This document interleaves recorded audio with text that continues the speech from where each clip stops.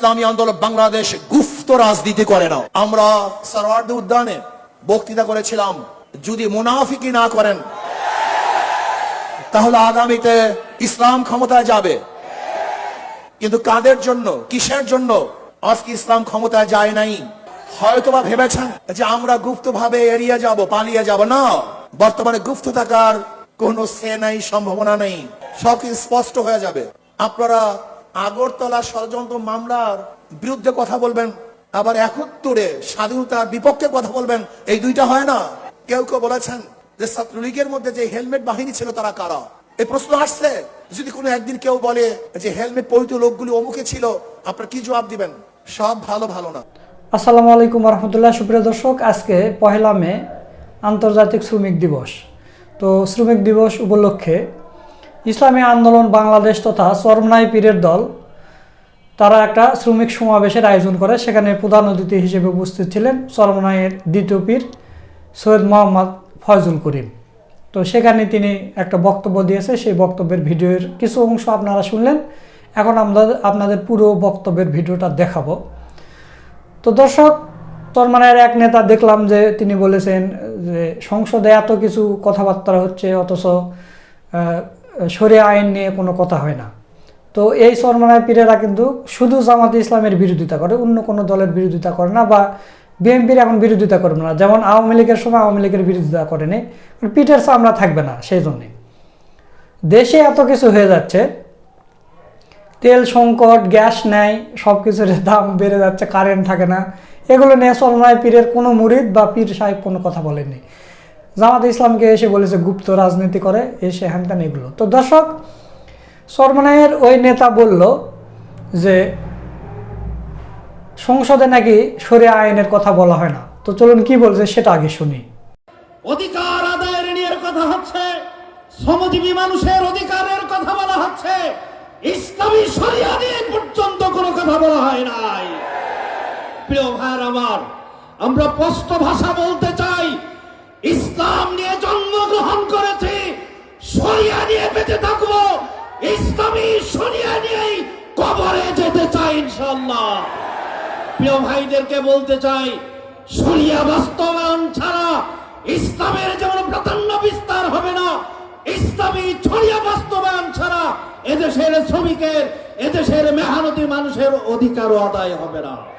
এই জন্য আজকে আমরা শপথ বাক্য করব, ইনশাআল্লাহ নায়েব আমিরের মুজাহিদের সামনে আছেন, ইসলামী শরিয়া বাস্তবায়নের জন্য আমিরের নেতৃত্বে প্রয়োজনে জান দিতেও রাজি আছে ইনশাআল্লাহ। দর্শক, আপনারা শুনলেন। তো মুখে মুখে বলার চাইতে সংসদে যদি কোরআনের আইন চাওয়া হয়, আপনারা দেখছেন গত 2 দিন আগে অধ্যাপক মুজিবুর রহমান তিনি নিজে বলেছেন যে এত বছর বাংলাদেশ প্রতিষ্ঠিত হয়েছে, আওয়ামী লীগ বিএনপি কয়বার করে ক্ষমতা এসেছে, কোরআনের একটা আইন তারা চালু করেনি, একটা আয়াত তারা ফলো করেনি। একথা বলেনি? আপনারা শোনেন। আল্লাযীনা ইম্মাক্কানাহুম ফিল আরদি আকামুস সালাত ওয়া আতাউয যাকাত ওয়া আমারু বিল মারুফ ওয়া নাহাউ আনিল মুনকার।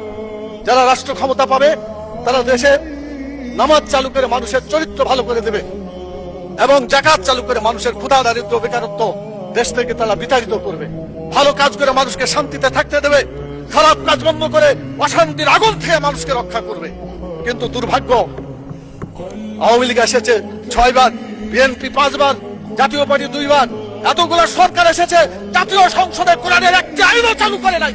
স্পিকার, সবচাইতে লজ্জা, সবচাইতে দুঃখজনক কথা হলো এটা।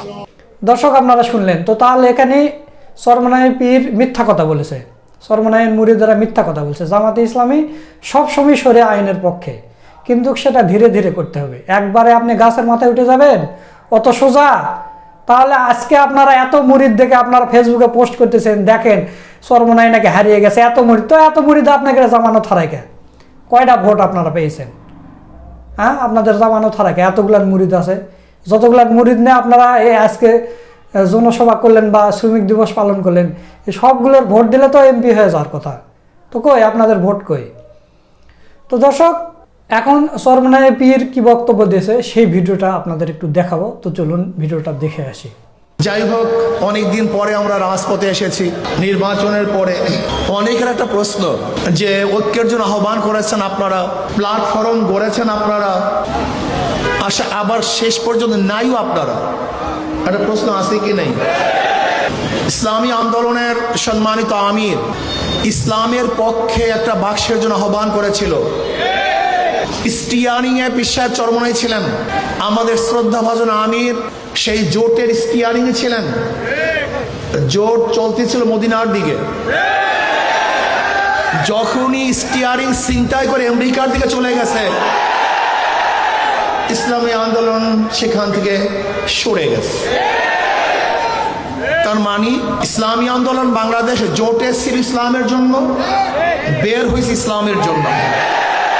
ইসলামী আন্দোলন বাংলাদেশ জনগণের সাথে ধোঁকাবাজি করতে পারে না, প্রতারণা করতে পারে না।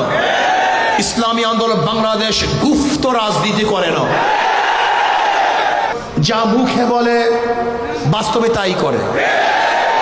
আমরা সরওয়ার্দী উদ্যানে বক্তৃতা করেছিলাম, যদি মুনাফিকি না করেন তাহলে আগামীতে ইসলাম ক্ষমতায় যাবে।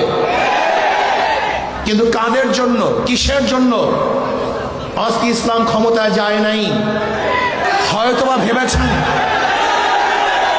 ভেবেছেন যে আমরা গুপ্তভাবে এড়িয়ে যাব, পালিয়ে যাব। না, বর্তমানে গুপ্ত থাকার কোনো সে নেই, সম্ভাবনা নেই, সব স্পষ্ট হয়ে যাবে। ইসলামী আন্দোলন বাংলাদেশ ইসলামের জন্য রাজনীতি করে, ক্ষমতার জন্য নয়।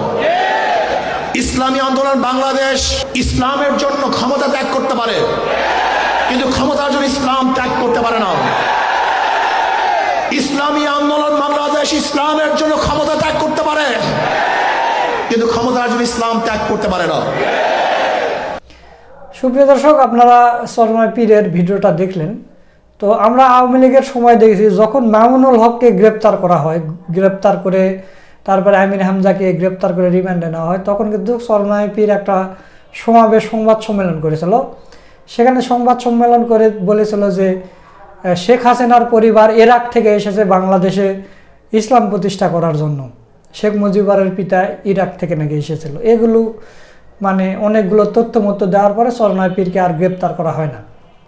তো এখন আবার দেখলাম যে চরমনাই পীর নির্বাচনের আগে খাম্বা তারেক, তারপরে ট্রান্সফরমার চুরি তারেক, এসে হ্যানত্যান অনেক কিছু বললো। আবার বললো যে সাদা তোলে পল্টনে, ভাগ যায় লন্ডনে, এগুলো বলেছে চরমনাই পীর। এই মুফতি ফয়জুল করিমি বলছে যখন জোটে ছিল। এরপরে নির্বাচনের পরে দেখা গেল যে তারেক রহমানের সাথে দেখা করে আতর উপহার দিয়েছে। এখন এসে বিএনপির কোনো দোষ গুণ কিছু খুঁজে পাচ্ছে না। প্রত্যেক দিন ধর্ষণ হচ্ছে, খুন হচ্ছে, বিএনপির হাতে হচ্ছে, তারপরও কোনো দোষ নেই। বা এই তেলের দাম বৃদ্ধি, এসে হ্যান ত্যান, এগুলো নিয়ে চরমনাই পীরের কোনো মাথা ব্যথা নেই। চরমনাই পীরের মাথা ব্যথা হচ্ছে জামাত গুপ্ত রাজনীতি করে, আর জামাতের মুনাফিকির কারণে তারা দল থেকে বের হয়ে গেছে, ইসলামের জন্য দল থেকে বের হয়ে গেছে, ইসলামের জন্যই দলে মানে জোট করেছিল। এই হলো চরমনাই পীরের বক্তব্য। তো যুগে যুগে এরকম আলেম থাকবে, মানে আবদুল্লাহ বিন উবাইয়ের উত্তরসূরিরা তো থাকবেই। এরা হচ্ছে স্বার্থবাদী লোক, এরা যেখানে স্বার্থ পাবে সেখানে ছুটে চলে যাবে। আর যারা সঠিক ইসলামের দল, সঠিক ইসলামের পথে থাকবে, তাদের পথের কাঁটা হয়ে দাঁড়াবে। এটা যুগে যুগে হয়েছে, নবী রাসূলদের যুগে হয়েছে। বা আপনি যদি সঠিক পথে থাকেন তাহলে চারিদিক থেকে আপনাকে ঘিরে ধরবে, ইসলামিক দলেরাও ঘিরে ধরবে, অনেক দিক থেকে ফতুয়া আসতেছে না? আপনারা ফতুয়া শুনতেছে না? শুধু এই বিষয় না, আপনি ইরানের বিষয় নিয়ে দেখেন কত ধরনের ফতুয়া। রাজতন্ত্রের দালাল যারা আছে তারা বিভিন্ন ধরনের ফতুয়া দিচ্ছে। তো এখন আপনাদের একটা কথা বলি, যদি এই মুহূর্তে ইমাম মাহাদি আসে, ইমাম মাহাদি কিন্তু রাজতন্ত্রের দালালি করবে না। করবে না? করবে না। তো তাহলে ইমাম মাহাদির বিরুদ্ধে এরা ফতুয়া দিবে। এই রাজতন্ত্রের দালালেরা আজকে যারা ফতুয়া দিচ্ছে না, এরা দিবে। তো এই হলো ব্যাপার দর্শক। যুগে যুগে যারা সঠিক ইসলামের পথে থাকবে তাদের বাধা আসবেই, তাদের বিরুদ্ধে অনেক কিছুই হবে। আর আপনার গায়ে যদি একটা ফুলের টোকাও না লাগে তাহলে বুঝবেন যে আপনি সঠিক পথে নাই।